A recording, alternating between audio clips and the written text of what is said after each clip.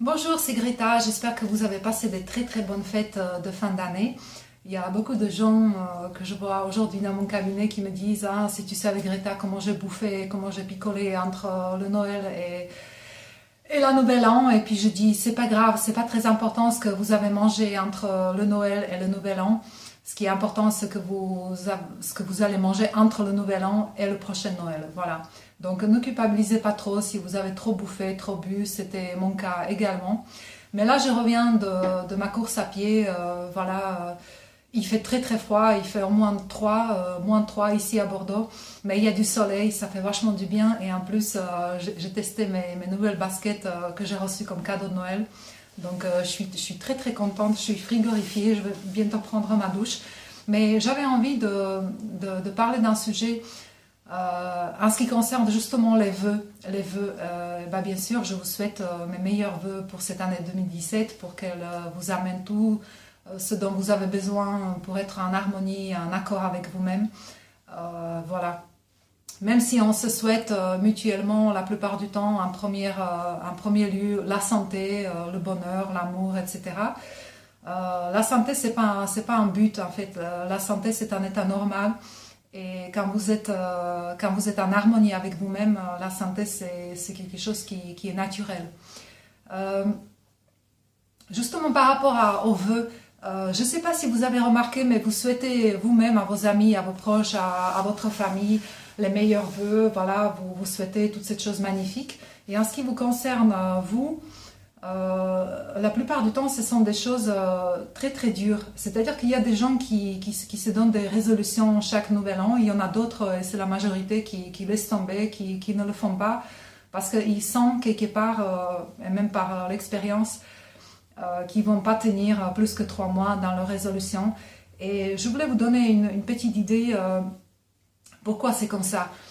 Euh, c'est comme ça parce qu'on ne sait pas pourquoi on a une tendance à se transformer à une espèce de bourreau en ce qui nous concerne, et on se souhaite la plupart du temps des choses qui sont contraignantes en fait pour nous. Ce sont des choses avec une connotation euh, presque négative, même si ça n'a pas l'air du premier vue. Je vous explique.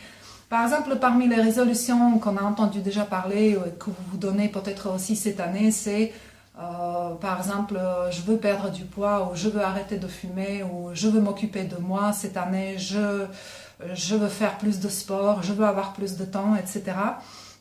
Et en fait, au final, après 3 mois, il ne se passe rien. Et pourquoi il ne se passe rien? Parce que justement, dans la formulation de ces phrases, il y a quelque chose qui crée en fait une énorme pression, c'est-à-dire que une énorme pression. Et pourquoi ça crée une énorme pression? Parce que derrière ces phrases, par exemple, je veux perdre du poids, il y a une connotation de culpabilité. C'est-à-dire que je peux ajouter derrière cette phrase le fameux sinon. Okay, je veux perdre du poids, sinon je serai nulle. Je veux passer plus de temps avec mes enfants, sinon je serai nulle. Je veux arrêter de fumer parce que sinon, etc. Okay? Et donc cette formulation en fait engendre une pression, une pression pour notre esprit. Et quand notre esprit sent une espèce de contrainte, enfin, derrière cette contrainte, il y a bien sûr la peur de l'échec, la peur voilà, que je ne réussis pas. Et voilà, et vous obtenez en fait ce que vous avez souhaité, c'est-à-dire que vous laissez tomber. Et moi, ce que j'utilise une technique que je n'ai pas inventée moi, mais je l'utilise dans le coaching avec mes clients. C'est que on essaye de transformer les phrases qui créent une pression à des phrases qui restent ouvertes, qui restent positives et qui sont en accord, qui sont en résonance avec soi-même.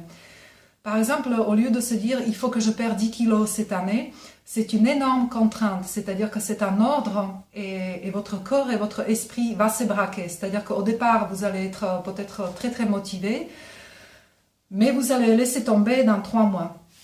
Pourquoi? Parce que voilà, parce que il y a cette contrainte, il y a cette pression, et ça vous demande énormément d'énergie. C'est-à-dire que vous mettez une importance énorme, et et c'est quelque chose qui va vous, comment dire, vous allez être démotivé très très vite. Et dans cet exemple concret, je veux perdre du poids cette année, je veux perdre 10 kilos cette année. Au lieu de ça, parce que perdre du poids, ce n'est pas une question de perdre du poids. En fait, le problème n'est pas du tout là. Si vous abordez le sujet comme quoi se nourrir, en fait, c'est quelque chose qui est naturel, en fait, et notre corps, si vous êtes normalement constitué, il sait exactement de quoi il a besoin. En fait, transformez plutôt ce désir de perdre du poids à une espèce de plaisir de manger et cette conscience que la nourriture c'est une énergie. Plus cette énergie est vivante, mieux c'est pour mon corps. Et vraiment concentrez-vous sur ce plaisir, comment cette année en fait vous allez nourrir votre corps d'une façon différente. Comment cette année par exemple vous apprenez à faire la cuisine d'une façon différente. Voilà, quelque chose, transformez ça à quelque chose de merveilleux en fait, qui vous invite plutôt à une aventure, à une sensation de faire quelque chose de super pour soi-même et bien sûr pour les autres. Donc au lieu de je veux perdre 10 kilos cette année, je peux me dire, par exemple, je nourris cette année mon corps d'une énergie vivante. Et ça donne en fait une ouverture, c'est-à-dire que derrière il n'y a pas une résistance, c'est une invitation, ce n'est pas une contrainte. Voilà, c'était juste une petite astuce et vraiment vous pouvez penser peut-être que c'est pas très important, mais vous pouvez tester par vous-même, ça a un impact vraiment extraordinaire parce que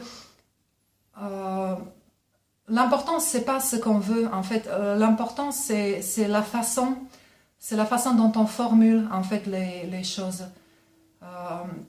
Vous savez, les mantras, donc c'est des phrases qu'on répète à haute voix ou à la rigueur, on les chante. Hein. Au départ, les mantras étaient chantés.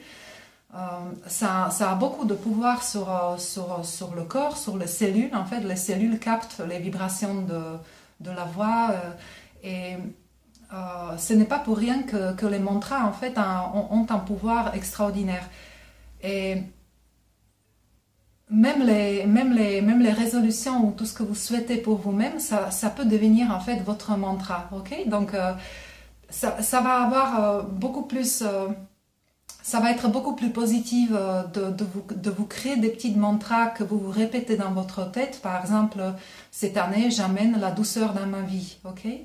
C'est quelque chose qui immédiatement va faire laisser la pression, va laisser une contrainte et vous allez agir spontanément d'une façon étonnante. Vraiment, essayez. Si vous avez un problème, n'hésitez pas à me solliciter. Je vous aiderai à transformer les phrases si vous avez un problème. Et vous verrez que c'est pas très très facile parce que si je vous invite maintenant à écrire 10 choses que vous souhaitez pour vous-même, vous allez être étonné comment vous allez peut-être avoir du mal à les écrire d'une façon, ce que j'appelle d'une façon ouverte. Voilà. Donc je vous retrouve à très bientôt parce que je vais faire plusieurs vidéos en ce début d'année par rapport au stage et à des ateliers que je vais organiser. Voilà, donc je vous retrouve dans une prochaine vidéo. Je vous souhaite une très très belle journée. Voilà, j'espère que vous êtes en bonne santé malgré les épidémies, des grippes, des catastrophes, des malheurs, etc. Restez vous-même et ayez confiance en vous. Allez, à bientôt!